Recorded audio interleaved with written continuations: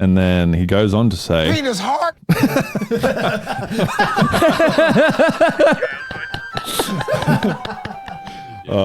we've done his job for him. Up yours, children. Welcome to No Kids 3 Money, a Simpsons podcast through the lens of time. It's your new favourite podcast about your old favourite show. Why is this microphone so fucking high? I am one half of your host, Ned. And I'm... Fucking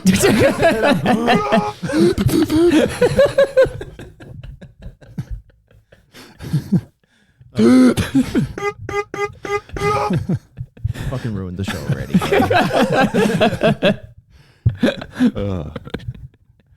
Mr. Kegs. Or made it better. True. Life's about perspective. Look, we were Give really the people what they want. give him.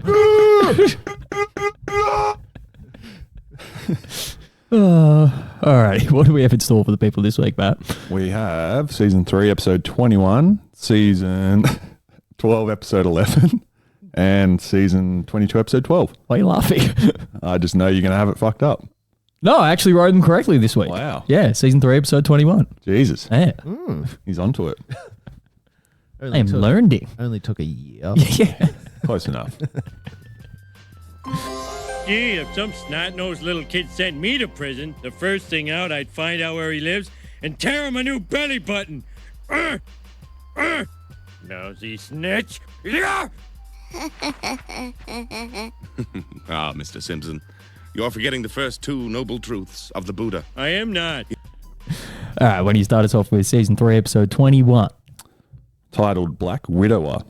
Synopsis reads, Selma reveals that she has a new boyfriend that she met through the prison pen pal program, Sideshow Bob.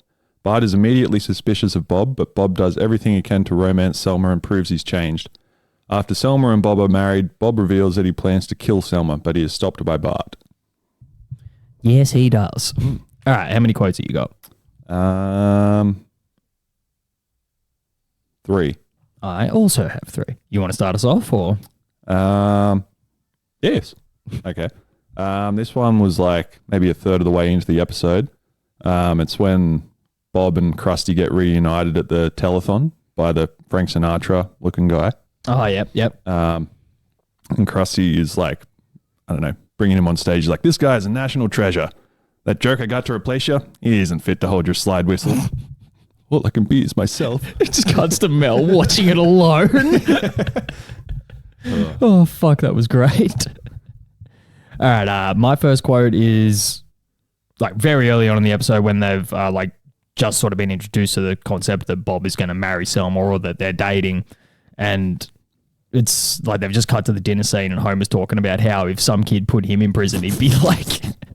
He'd find out where he lived, guard him or something like that. He's just mimicking, like stabbing him with this fucking massive knife. Yeah. And Bob turns to him and goes, Mr. Simpson, I think you're forgetting the first 2 rules of the Buddha. I am not. He's never feigned interest in anything in his life. I think it's just one of my favorite, like constant. It could also fit into like the running jokes thing of Homer just like Knowing acting too like he much. just acting like he understands things when he doesn't and just being so confident about like, no, I know what you're talking about when it's like, you have no fucking idea. What do you mean? Yeah. This was when they were at like the table in the middle of the Simpsons house and like they're going over stuff that they want for the wedding. And they're going over like food serving options and Homer's telling him that he wants like the cocktail weenies and stuff like that. Yep. And then Bob sort of comes to the realization that this wedding is going to cost a lot of money. I think we have the same quote here. I don't know, maybe. And Selma says, hey, relax. I told you I've got money. I bought stock in a mace company just before society crumbled. That was my second quote. I'd never even noticed it before, but it's such a fucking brilliant quote. Yeah. Especially like if you look at it in the context of like today, Oh, yeah, for sure. society is just fucking crumbling. Yeah. Do they use mace, though? They usually just shoot people. I mean, in America, yeah. That's what I mean. It's based in America, right? It is. Surely mace companies are out of business. Yeah, probably. Yeah. Non-lethal? I thought they shut that place down.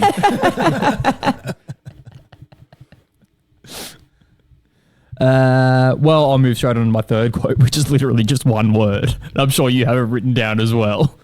Later on in the episode, just before Bart realizes that MacGyver. MacGyver. Oh, there's a few. I can't hear the name without just repeating it in my head over and over. MacGyver. Yeah, it's been ruined forever. My one is, I can't remember where it was. It was probably like the wedding or the reception or something. Would have been the reception of the wedding. And Chief Wiggum's there. Bart's talking to him like, what the fuck? Like, aren't you suspicious of Bob? And the quote's like, Chief Wiggum, you've been around. You don't trust Sideshow Bob, do you? Lighten up, son. If he was going to commit a crime, would he have invited the number one cop in town? Now, where did I put my gun? Oh, yeah. Set it down when I got a piece of cake. It just cuts straight to like two kids reaching over the gun to get cake. Yeah.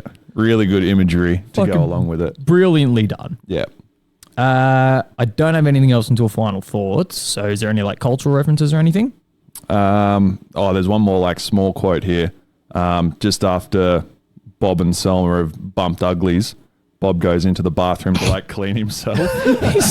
And she Furiously scrubbing himself. Yeah. Bob, one of my fillings fell out. Oh, even murder has its ugly side. Oh, just disgusting human beings. Yeah. It's great. And there's so many like little images of Selma throughout, like when they're riding to each other in that pen pal program and she sends like a photo on a tandem bike with Paddy. And then there's like, it switches back to her in real time. She's in the bath with her like legs out, all hairy and shit like that. Yeah. Yeah. Yeah, then she like sinks into the water and extinguishes the ciggy as her head goes under. Yeah. It's just like, how can you make being sexy gross? Yeah. Yeah. They did such a good job. Oh, yeah. I don't think there's a scene that they're involved in that you're not like either A, disgusted, or B, just like completely put off by their attitudes, Yeah. which we'll get on to, I suppose. Maybe not later in this episode, but later in the next one. Because they do actually occur a lot in these, like, you know, couple of episodes we'll be covering. Yeah, for sure. There was a few things for cultural references. Not a cultural reference, but like the first mention of Snake's first name. Oh, yeah, that's right. Yeah. Wait, is it? Yeah. So it's when he's like, when Bob's getting out of prison and he's saying goodbye to the three people that he knew. Wait a minute. Isn't Jailbird his last name? Yeah. Yeah. But that's, well, I think all they've called him so far. Jailbird or Snake? Oh, yeah, it would have been Jailbird, actually. Yeah. Yeah. But yeah, that was also the rule of threes. Like when Bob's saying goodbye to Cutter, Ice Pick. Ice Pick. I'm going to miss you the most, Snake. And which, like, maybe somebody correct me if I'm wrong, but is there another scene in the series where Bob is leaving prison and he says goodbye to Snake? Because I was expecting this to be one of my favorite scenes of all time, where Bob says goodbye to Snake and Snake just goes, "Bah?" Bob says something else and he just goes, "Oh," and then that's the end of it. Right. I can't remember whether it was supposed to be there or not, because Disney has this weird habit of like not cutting. Well, they do cut stuff. Well, in quotation marks, they cut stuff because it's offensive. But how many fucking Hitler quotes have we seen? Oh, Hitler quotes, Hitler references. Once again, especially in like the context of today's society. But Disney also does have a habit of like just cutting random stuff like that out. Yeah, when they're like little bits. trying to save time for some reason. It's like you're a streaming service. You don't need to save time. Yeah, we're watching this on purpose. Just give me the quote. Yeah. There was also like a really funny thing that they did when they originally put The Simpsons on Disney Plus. They put it on Disney Plus in the wrong aspect ratio. So there were heaps of visual gags in certain episodes that were just completely cut out. Oh, have they fixed that now? Yeah. Oh, okay. But like, it was like when they first did it and people were just like, what the fuck? Like half the jokes in this show are visual. I was about to say, Yeah. because it was designed in like 16:9 format, wasn't it? And then they put it all on the 4x3. or whatever it is, and they put it on widescreen. Yeah. Yeah. A lot of the like earlier seasons are still not like the visual gags are sort of cut off at the bottom, because there's a lot of stuff that I remember watching either like on TV growing up or whatnot, and it's just not there, or it's like that's the point of the joke, but you can barely see it. It's like half cut off. Yeah. As for cultural references, like Grace was watching this with us, and Oh yeah. when Selma was writing to Bob, she says, "Dear inmate 24601." So Bob's prison number is the same as Jean Valjean from Les Miserables. Oh, okay. I was like, that's kind of cool. I feel like there was another reference later in the episode, but I can't remember what it was now. To Les Miserables. No, just another like cultural reference that I like picked up on, but Was it a movie you haven't seen? probably. All of them. Broad spectrum. In parentheses. That's like a sort of nice recurring thing for Bob's character as well. It's just like musicals. Yeah. Yeah. Yeah. Ah, true. Yeah. Didn't think And about he that. sings in this one too. Does he? And then I think it's from, not this reference, but he's singing like and then I went and blew it all by doing something stupid like explode you. Which is also a Frank Sinatra song. Yeah. Yeah. The other cultural reference, Is it? Yeah. He sung it with his wife. Yeah. Yeah. when Sideshow Bob goes into the room to see Selma's corpse, he turns around the chair only to see Bart sitting in it. Bob turns around and sees Selma in the doorway. These shots from Bob turning the chair to Selma in the doorway are a reference to the climax of Hitchcock's Psycho. Oh, okay. Yeah. I don't think I've ever seen a Hitchcock movie. Probably should. Yeah, you're looking at the wrong person. I was sort of looking at Kegs as well. You definitely should. Yeah. Yeah. What's a movie? Bar. There was one more rule of threes that I saw as well. Like Selma's possible husbands when like she tells the family that she's going to marry someone, and Lisa envisions the Elephant Man. Yep. And then I think Bart envisions like a president's head in a jar. No, Homer does. Yeah. And then Bart sees Homer. Ew. Oh, I thought that was really good. All right, reviews. Yep. Okay. I forgot about that. Nathan Robin asks, how great is Grammar as Sideshow Bob? He manages to make a prissy elitist scary. There is a musicality and a poetry to his performance, an almost hypnotic rhythm to the way he delivers a line like, ah, fire, scourge of Prometheus, toaster of marshmallows, eradicator of dead wood. In depth, richness, multi-dimensionality, and language, Sideshow Bob might just be the most Shakespearean character in the Simpsons universe. It's a testament to how thoroughly Sideshow Bob and Grammer's performance dominate the episode that Bart, or ostensibly boy detective hero, barely registers. Then again, the bad guy always gets the best lines. Where the Simpsons and Sideshow Bob are concerned, he also gets the best episodes, and this funny, scary, and quietly sad episode is right up there. That's a good review. Yeah, it is. Huge. Let's hear a bad one. Colin Jacobson of DVD Movie Guide remarked that later episodes of The Simpsons seasons were typically of lesser quality than episodes that appeared earlier in a season because of general tiredness and the pressure of creating so many programs. However, he found Black Widower an exception, noting that most episodes featuring Sideshow Bob rarely disappoint. Okay. That's a lot of talking for I liked the episode. Yeah, that's Very loquacious of you there. just fucking. How does he manage to say nothing every week? No. Like, just turn in a blank review. There's more substance I there. believe everything's in order. That's not the review inspector. I can't believe that worked. Turn in this. And in my research, I believe this to be an episode of The Simpsons. Thank you, Carla. We look forward to seeing the same review next week.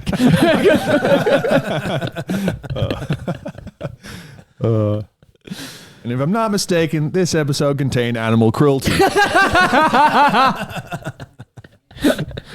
Oh, didn't Colin? You just watched Dog of Death again. Oh, yeah. Favorite movie of all time, Old Yeller. Probably really loves the production story behind that Disney movie Milo and Otis. I was about to say he only watches up to when they get reunited because then it becomes a bad story for him. I like it when the dog's alone. I need to like fact check this, but if I remember correctly, a whole bunch of cats and dogs died in the making of that movie. Oh, heaps. So many. I was talking to Grace last night about just movies on the drive home, and she was like, sort of like fucked up movies. And she brought one up called like Cannibal Holocaust. Oh, Like, yeah. and it got sort of reviewed later on of like, wow, this looks like so realistic for the time because it came out in the 70s and it was people great. just killing animals. It's real Yeah. as well, which is like fucked up. And then there was like obviously cannibal scenes in it, and they're like, well, if they killed the animals, did they just kill the people in it as well? Yeah. God. So I looked up Colin's review on that. I was about to say, and Colin's definitely got that DVD. That's all he has. All right. Final thoughts. One of the classics, brilliantly done episode. I've commented before that the Sideshow Bob episodes take on this kind of thriller aspect to them where Bart plays at being a detective. They're always so good. Just truly operating at a high level of storytelling and comedy at this point, which makes sense considering season 4 is about to start. Yeah. Like, we're really on the cusp of, like, the greatest years of The Simpsons here. Yeah. Not to say that these episodes aren't fantastic. Like, there's been some fucking apps, like we've spoken about numerous times. Like, Lisa's Pony is, like, after rewatching that, it's probably one of the best episodes of all time. Yeah. But, like, once we start moving into season 4 and it is just fucking banger after banger, like, it's, like... like we said, it's going to be very interesting to see how our perspective has shifted by the time that the end of this show is done. Yeah. Like actually like paying attention to some of these like earlier episodes and then like actually re-experiencing all of like the golden years stuff. Yeah. Maybe we should, like, at the end of this season, do like a top maybe 5 episodes that we've seen, how we're watching it so far, and then do it again after the next 3 seasons and see if they're still in that. That's that interesting, spot. yeah.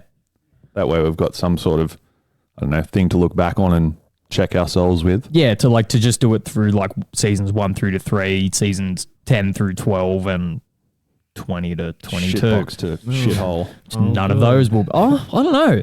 It's weird too because it's like you go into those with such low expectations that when you actually get a good episode, you're like, "Fuck, this is great." Yeah. Like the Mr. Burns American History Excellence or whatever it was. That was a really fucking good episode. And then there was a Sideshow Bob episode in one of those seasons that was fucking great as well. Yeah. Yeah. I can't remember exactly what season it was, but yeah, there is some gems in there. You just have to fucking dig through piles of horse shit to get to them. It's not a great success rate. Anyway, Well, also animal cruelty.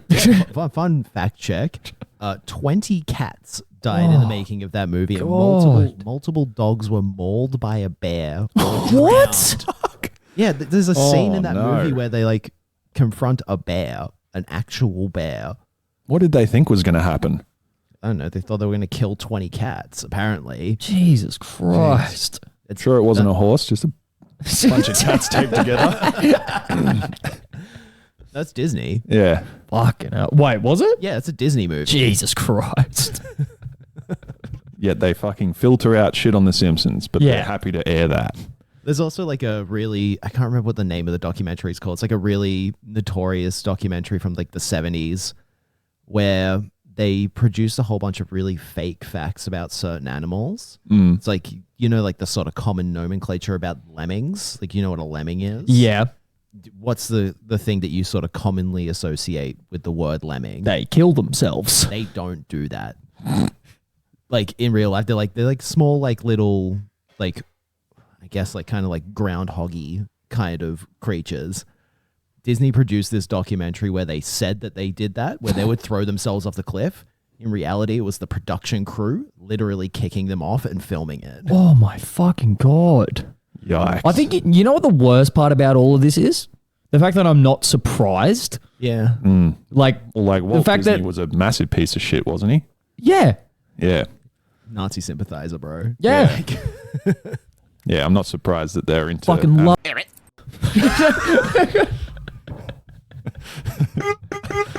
I ain't cutting that one out. Catfish. I'm gonna have to. God damn it.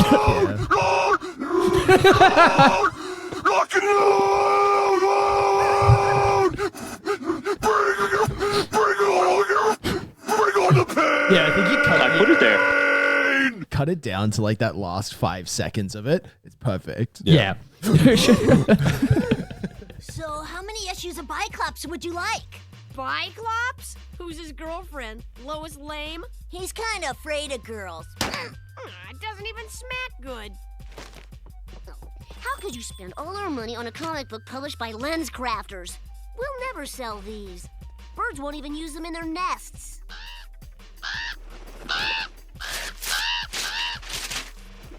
Okay. Season 12, episode 11. Titled Worst Episode Ever. Synopsis reads, Bart and Milhouse are banned from the Android dungeon after stopping comic book guy from buying a box of priceless Star Wars memorabilia for $5. but are hired as his replacements when comic book guy has a heart attack and is advised to leave his job in order to make friends. The boys find secret illegal videos and hold a screening for the children. Meanwhile, comic book guy begins a romance with Agnes Skinner. The police raid the comic book store and the boys say the videos belong to comic book guy. He is arrested and Agnes breaks up with him. Yep. Mr. Simpson, no! Quotes? 3? 2 quotes and a scene. Okay. All right. Well, I'll start us off, considering you started last time. So this is like just after comic book guy has had like the heart attack during the like special effects show or whatever it is. Yep. And Dr. Hibbert asks him what his like profession is, and he's like, "Oh, I own a comic book store." And he's like, "Oh, we call that profession the Widowmaker, or we would if any of the proprietors were married." Yeah. Makes Just like perfect you, sense. sad fat nerd. Yeah. And that was like the one through line to the season 3 episode this week. So the episode title of season 3 was Black Widower. Oh, that's right. You did mention that. Yep. Yep. Yes. I put it there. Oh, fuck you.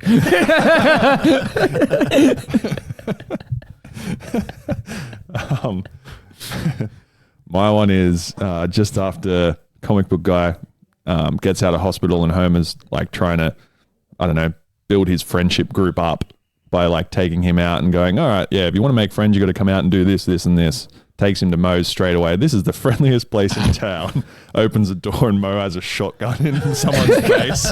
And take your Sacagawea dollars with you. I'll give you the count of 3. 1. Shoots him. Douche. Which is a Home Alone reference. Yeah, true. So good. Do you know that movie's not real? Home Alone. No, the movie that's in it. Yeah. Yeah. What movie? The movie, like that scene that I was just talking about. Like, what the fuck's it actually called? Like Angels with Filthy Souls or something like that. Oh, yeah. Yeah, that's not a real movie. Oh, right. It's like a movie they filmed For that, Yeah. specifically. Cool. Yeah. Damn. the So you've same- seen that movie. Like same thing in Home Alone 2 as well. I know more about that movie than I do 1, actual 2, movies. 10. Merry Christmas, you filthy animal. Yeah. Yeah. Wait, did you just say a quote? Yes. All right, well, I got 2 more.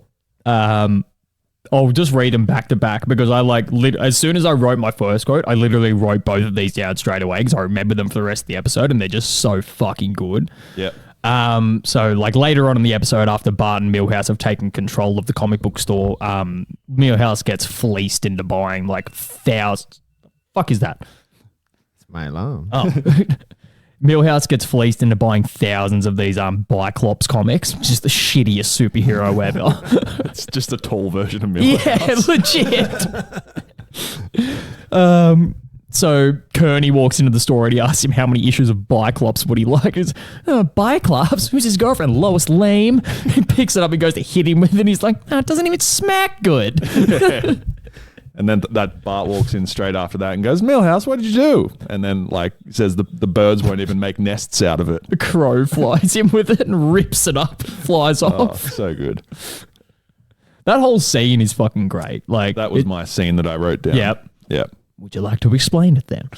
Sure. So like the whole scene following that up straight away is just Milhouse and Bart getting in this massive tussle together and Bart just basically like treating him like a little kid the whole time. Like, there, you probably haven't had your nap yet. And You haven't had your you're getting juice." cranky.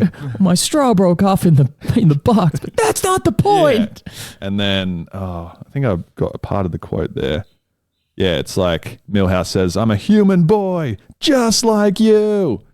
And then like tackles him and it stops and it's in that sort of cartoonish style and they're both like buff and Bart's just like, Yeah, it's looking away. drawn like an action sequence in a comic book. Yeah. Then it cuts like back and Bart turns one of those robots like into an axe and Milhouse goes to pick one up, turns into a watering can. It's just like, oh. Yeah. Yeah. And that's when they find like the hidden room of illegal videotapes. Yes. Yeah. They fall through the poster and then the poster gag comes back up later in the episode. as Oh, well. yeah. And like, honestly, we did the exact same thing because it took me until like this viewing to realize what the kids were doing. I never understood that they were like going by that concept in their head of, oh, well, we came through a poster, therefore one of these other posters must be the way out. Yeah. They just, So good. brilliantly done. And then just Lou being a fucking heinous racist for the next 2 minutes after it. That's It makes like two separate comments and they're both about Asian people. Yeah. Becomes like, you laugh at the Asians, Lou. Yeah. But my last quote is like literally the last scene of the episode. And it's like referenced earlier on with there's a police tape that they show as like the first like thing that they're showing to all the kids at that fucking viewing party. And it's Flanders in the police station talking about how Homer let a radioactive ape loose into his house. Milhouse looks at Bart and Bart goes, it's not Dad's fault. The ape tricked him. It's taken over the whole upstairs. Anyway, it's like later on in the episode after like Bart and Milhouse have come to their conclusion and like Flanders drives past with the radioactive baboon in the seat and just smacks him. He goes, if you want me to turn, just point. He's hitting him. Oh, so good. It's so fucking good. My last quote is when comic book guy's taking Agnes out for a date and Oh, yep. he's sitting in the bottom of the house with Skinner just like looking at him, and Agnes finally comes out just all seductively talking to him and whatnot, and then she says oh no, I think Skinner goes, oh, that's like too much, that's too much revealing. I can see your figure. Yeah. And then, oh, you see a lot more when you do my daily mole check. And then she comes downstairs and Skinner's like, what I do for my allowance is nobody's business. That's right. And then he said she says something about you, like you need to respect this guy because he might be your new daddy. And they walk off laughing. And then fucking Skinner's just standing there with his lips like quivering, which is hilarious because like Skinner is blatantly older than this guy too. Yeah. I just love how pathetically they've painted Skinner. In this.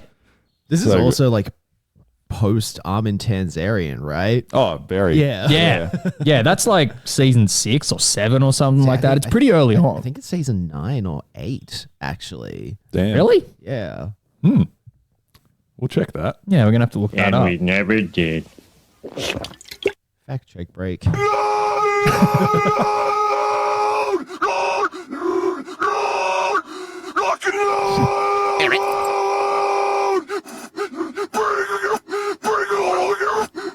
Yep. Season 9, episode 2. He's There got you it. go. Is it the principal and the pauper? Yes. Yeah. High level autism on display here. Yeah. We all got there in some way. Look, at least 20 cats didn't die. Yeah. Colin's sad about that. But Oh, Milo and Otis must be his favorite fucking movie then. they're his kids' names. He doesn't have children. His imaginary kids. We're going to have an imagination Christmas this year. Yay! You will be called bitch face.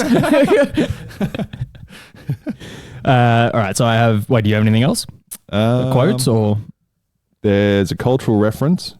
So to demonstrate the durability of Radioactive Man number 1000, comic book guy pours soda on it, which bounces off and instead damages a batch of lesser comics. On top of the batch is an issue of Bongo Comics, a comic book written by Matt Groening. Oh, okay. Which is like you get several references to Matt Groening in this episode. When he puts their picture up on the wall of like people that are banned for life, it's like Sideshow Bob. I can't remember who the fuck's in the middle. It might be like Barney or something that's in the middle. Somebody random. Maybe, yeah. And then the person on the far right is Matt Groening as he's drawn as a Simpsons character. Yeah. Yeah, that was quite good. I have one rule of threes, which was the like at the very start of the episode when Homer eats the baking soda out of the fridge and has that antacid trip or whatever it is, but I don't know the name of the first guy. It's not like Jackie. What's the name of OJ's lawyer? Oh, Johnny Cochran. Johnny Cochran. That's it. So it's Johnny Cochran, Richard Nixon, and Neil Armstrong. Yeah. Like all those like 3 references that come up. Yeah, because he's imagining like all the food like flavors that have been sucked up into the bicarb soda. Right? Yeah.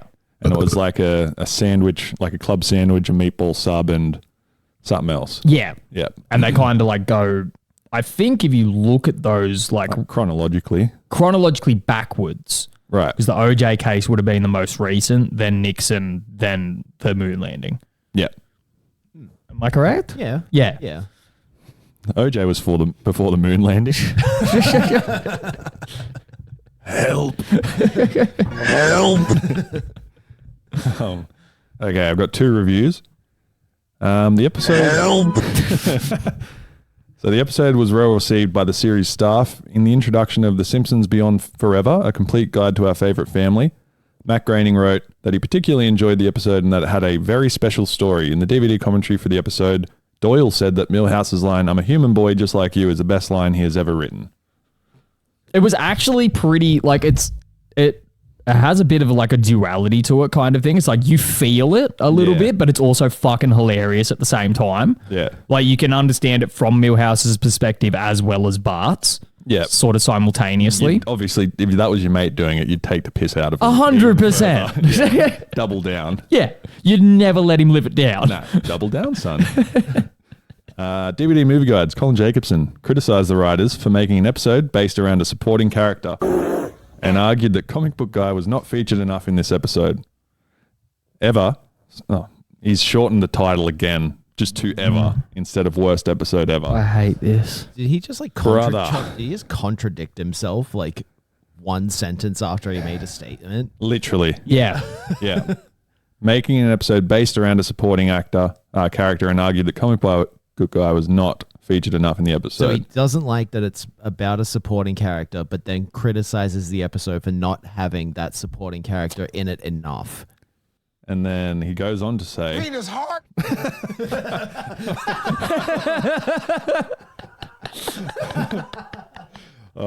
we've done his job for him. Okay. Worst Episode Ever spends at least as much time with Bart and Milhouse as it does with CBG and Agnes. He's even acronymed that. Jesus Christ. He wrote. Doesn't have the time. He's got to go and write shitty reviews for a bunch of other TV shows too. He concluded that aside from having I've used 8 out of my 10 minutes. Hey. He concluded that aside from having a few good moments, the episode is overall pretty meh. Yeah. I mean, it's annoying because I do kind of agree, but not with his shitty way of going about it. Yeah. It's definitely not bad. Not at all. It's like a perfect, like, sort of 7 out of 10 episode. I'll read my final thoughts. I honestly didn't enjoy this as much as I remember. I think the Comic Book Guy becomes less funny as you get older when you actually meet people like that and they're insufferable, regardless of whether you're like into comic books or whether you're like really into music. Like you do meet people like this as an adult and you're like, oh, these people are fucking painful to deal with. They fucking suck, Like bro. the guy at Wollongong that we've brought up before when I was buying cards. Oh, that fuckwit. Jesus Christ. The epitome of Comic Book Guy. Legit. Yeah. Wait, what's the law here?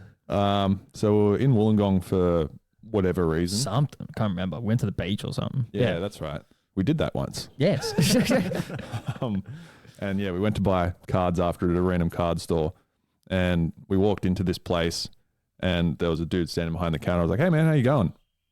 And I can't even remember what he said. It was nothing good. Yeah, he didn't like. He didn't even like acknowledge my existence, I guess. No, he just answered. He just went, good. Like, didn't ask you how you were, as is what I like, was you know, looking for. pretty much commonplace in like customer service. Like, if you want to be good at your job or actually like have some form of rapport with the customer, you would like ask them how they're going. They're coming to your store to buy something. Yeah. The least you can do is just be like happy that you have a customer. Yeah. Yeah. So that's Instead of just being a wanker about it. And then I was like, "Oh yeah, do you have any Houndooms?" He's like, "I collect Houndooms." I'm like, "Oh, of course you do, cunt." It's like, that's not what I asked. Yeah. Yeah. I didn't ask if you had autism, cunt. I don't care. What's that? You're a virgin. Okay. Anyway, got any cards for me? That's right. Before I break the fool's fucking neck? Give me a liter of Houndoom. I'm a Houndoom. Did I even finish that? It takes away from skewering it off on the screen. I don't know how I wrote that or why I wrote that. Still some hilarious jokes and a great storytelling in the main plot. So I just think it's one of those, like, it's a good episode and it's got some good jokes in it, but I just think the actual like character of Comic Book Guy has phased over from being like funny to actually irritating to me. And it's like grating to see him on screen. Yeah, it's probably again one of those things of just overusing a side character to like meet out in an episode. Yeah, they really mowed him up. And that's right, he's a virgin. Or he was until he had sex with Skinner's grandma. Yeah, fuck. And then, that's Skinner's mum.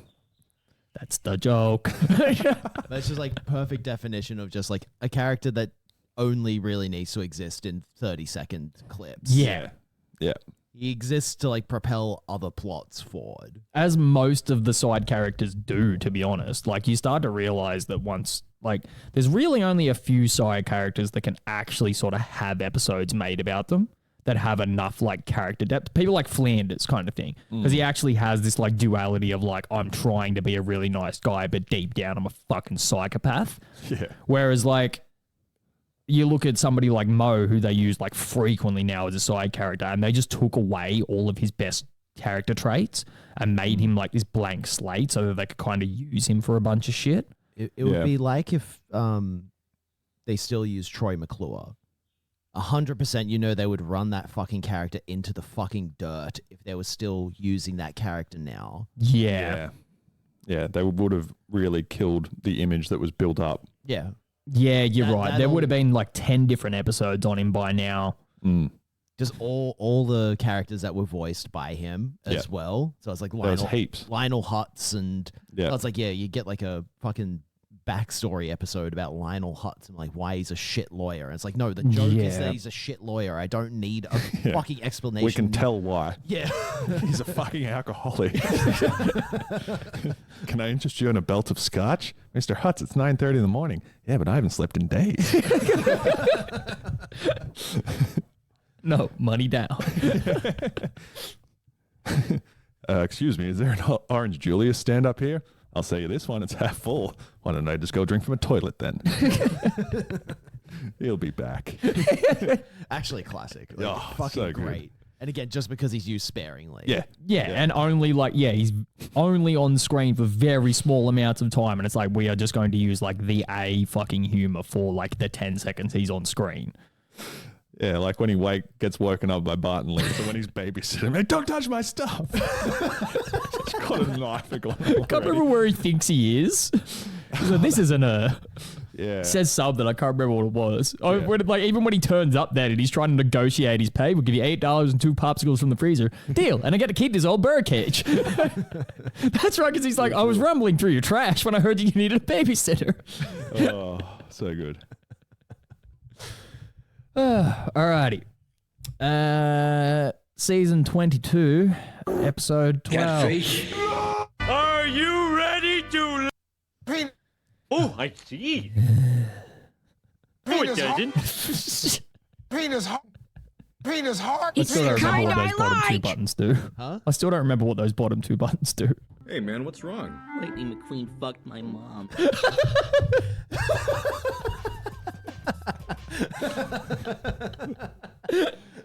Oh, God. Well, sorry about that, Colin, but you know.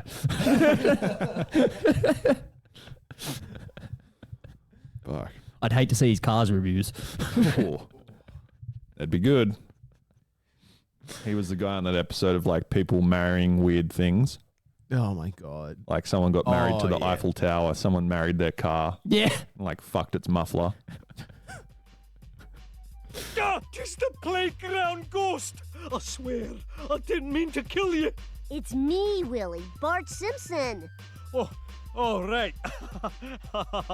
There's no such thing as a playground ghost. How could you mistake him for me? It was that sassy mouth that got you killed in the first place. All right. Penis Yeah. hard. Season 22, episode 12. It's the kind I like. No, it isn't. Titled Homer the Father. Synopsis reads, Homer tries to be a better father by using a 1980s sitcom as his guide. Bart wants a dirt bike, but Homer refuses to get him one because he would not appreciate it. Bart decides to sell nuclear plant secrets to China in exchange for a bike. He gains Homer's trust until he brings him to work, where Bart loads the secrets onto a flash drive. During the exchange, Homer sacrifices himself to protect Bart. In China, Homer helped build a nuclear plant, which explodes due to Homer's incompetence. Homer returns home and bonds with Bart in front of the television. Yeah, this was... I don't even know. Like, it was bad. It wasn't good. but it's hard when you have something like as bad as last week's season 22 episode, Oh yeah. Which one was that again? the Flaming Mo one. The Katy Perry.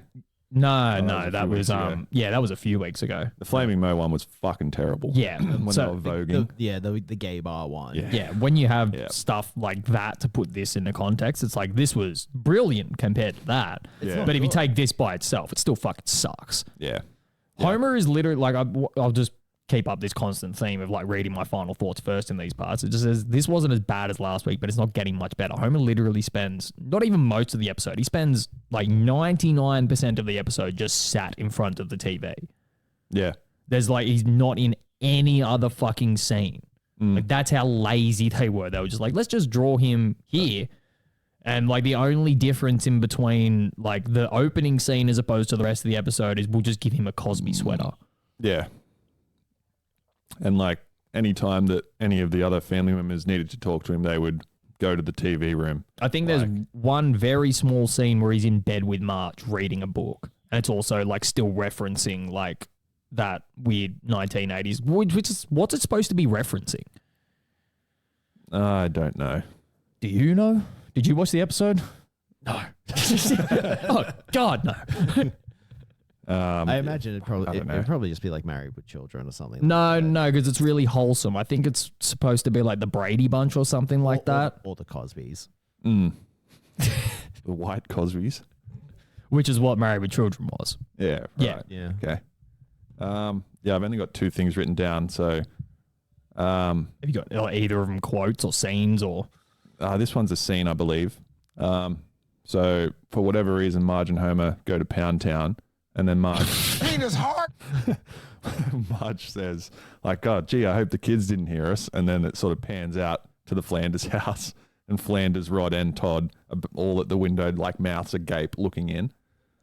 I thought that was quite funny. And Ned said something, I didn't write it down, but Oh, yeah, that's right. Which is also sort of like a reference Penis back hard. to. There's a fuck. What episode is it? Is it the Sextonic episode? Where he he's like carrying her upstairs, and she says something like, "I hope the kids didn't hear," and it cuts to Bart, then Lisa, then Flanders laying in his bed, and he's like, "Wow." That's actually just recycled the joke. Yeah. I guess so. But in the Tonic episode, it's like way funnier. Yeah. And then the next one I have, context-wise, like Bart really wants this like street assassin bike, and Oh, that's what I didn't write down. Is that bike a reference to the shoes? I would say so. It's got Yeah. pretty much the same colorway. That's what I was thinking. Like it's the same color scheme. The fact that it's got assassin in the title. I think Bart as well, when he first sees that bike, says something like, "That's the thing I'm going to die on," or something like that. Yeah. Which I thought was like quite fitting. And then he sort of like had a dream moment of like all the things he was going to do on the bike. Which I think is just riding it through a half pipe and then flying it into space and his head exploding. Yeah, that's right. And then, yeah, so to like get this street assassin, he basically just asks Homer to buy it for him, and he says no. Like, how would you like, I don't know, feel getting this without doing anything for it? And he's like, oh, whatever. Wouldn't give a fuck. Yeah, continues to be a shit cunt, and then goes, oh, all right, maybe I'll get good grades and like this will win Dad's affection over. And then he's like at school studying like all night essentially, and then Willie goes to have a bath in a dumpster. Oh, And yeah, he's, that's like, got right. candles floating in the dumpster, and he's about to get nude and sees Bart sitting there. He says something about like the ghost of Penis the hard. playground kid that he killed. Yeah. It didn't actually exist. Yeah. And then like a kid with a rake through his stomach flies in. Yeah, which was fucking hilarious to me as well, because it's like, how did you stab him with like the smooth end of a rake? Like that takes some serious rage. Yeah. And I think that was like a joke in the Hurricane Eddie episode where like someone was impaled with. Rod is impaled through a tree. That's right. Yeah. Similar-esque to that joke. Look, Dad, Todd's stupid, and I'm with him. That's good, son. Yeah, there was literally nothing else written about this episode. The only other thing that I had written down was a through line with the FBI guys, which FBI in quotation marks is French Bureau of Investigation. Yep.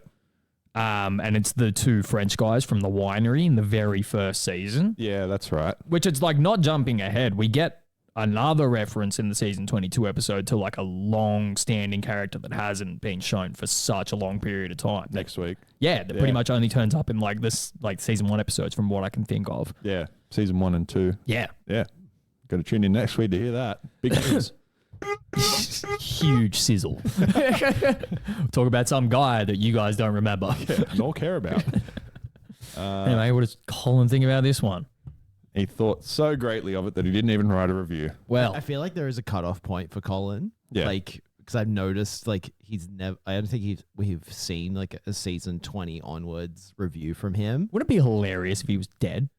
Yeah. And we were just talking shit about a dead guy this whole time? What's wrong? Lightning McQueen fucked my mom. Actual audio from his therapy sessions. Lightning McQueen fucked my mom.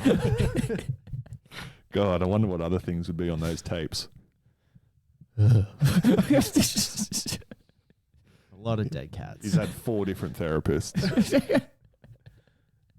Everybody's sick of talking about Milo or Notice. TV Fanatic gave the episode a 3.8 out of 5, stating, "This week's installment was loaded with plenty of hilarious meta jokes about the television industry, thanks to its storyline about Homer mimicking his favorite 80s sitcom father, who seemed to be a mishmash of every fictional patriarch from that decade." So yeah, that's probably why we couldn't like pinpoint exactly who. It was just an amalgamation of all of them. That makes sense. Because that was just the theme of TV at that point in time, until like the 90s when it started to get really like flipped on its head. Yeah. Rowan Kaiser of the AV Club gave the episode a C+. Kaiser thought the premise was straightforward until it was derailed in the end with Homer building a nuclear plant that explodes. I mean, that's fair enough, honestly. Yeah, but to a degree, it's like derailed isn't like... I had to end the episode somehow. Yeah, and it is a shitty ending in the way that they do it, because they just sort of like have him explode this fucking nuclear plant and then it just cuts to black. No, it doesn't actually. Isn't there like a weird fucking... Isn't there like a weird, like it goes to cut to black and then it comes back for a second? And there's like another scene? Can't remember. Didn't they? I don't want to Is it remember. not literally saying the synopsis that you read that he, like, the power plant blows up and then he goes home and watches TV with Bart? Yeah. That's right. Yeah. Yeah, they're sitting there and they watch like an episode of Itchy and Scratchy. And then it just ends. Yeah. It's like, and they don't have another line. It literally just cuts to them in front of the TV. They watch an episode of Itchy and Scratchy, laugh, and then that's it. Is that not just like a classic example of just like, we have no idea how to end this? Quickly send him to China, blow up a power plant, and then they're watching TV. Yeah. Poochie okay with everyone? Yep. All right. You have a medical disorder. What the fuck was that? Hank Hill. You have a medical disorder. It sounds like he was like recorded in a toilet. I don't know, man. Where'd you find that audio? Instagram provides. You can find this podcast on Apple, Spotify, and YouTube. Catfish. Email us at nokids3moneypodcast@gmail.com, and we'll speak to you guys this week. No, it doesn't. Oh, I'm about to bust. Holy fuck. You're not mad at me, are you? So we asked ourselves, who's behind the badge? Police cops? Police cops. Yeah. Well, see, the thing about that is